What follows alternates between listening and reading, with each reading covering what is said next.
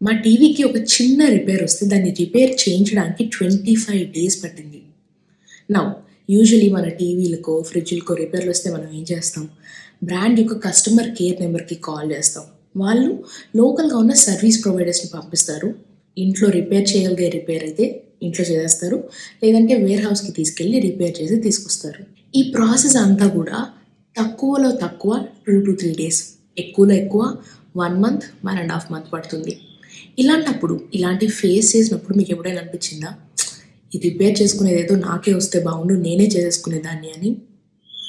అలా రిపేర్ చేసుకోవడానికి వీలుగా గవర్నమెంట్ రైట్ టు రిపేర్ అనే పోర్టల్ని ఇంట్రడ్యూస్ చేసింది. రైట్ టు రిపేరా? మనం ఎలా రిపేర్ చేసుకుంటాం? Let me explain. Right to repair పోర్టల్లో ఒరిజినల్ మ్యానుఫ్యాక్చరర్స్ ఎవరైతే ఉన్నారో వాళ్ళు ఒక మాన్యువల్ని అప్లోడ్ చేస్తారు. ఆ మాన్యువల్లోని స్టెప్స్ ఫాలో అవుతూ మనం రిపేర్ చేసుకోవచ్చు, లేదంటే వేరే వాళ్ళతో రిపేర్ చేయించుకోవచ్చు. నౌ ఇది దేన్ని కవర్ చేస్తుంది? Mobiles, consumer durables, electronics, automobiles, farming equipment. So చిన్న చిన్న రిపేర్లకి మ్యానుఫ్యాక్చరర్ దాకా వెళ్లకుండా, కస్టమర్కి జనరేట్లో పడకుండా మనమే రిపేర్ చేసుకోవచ్చు. It will make us a little more independent. What do you guys think about this portal?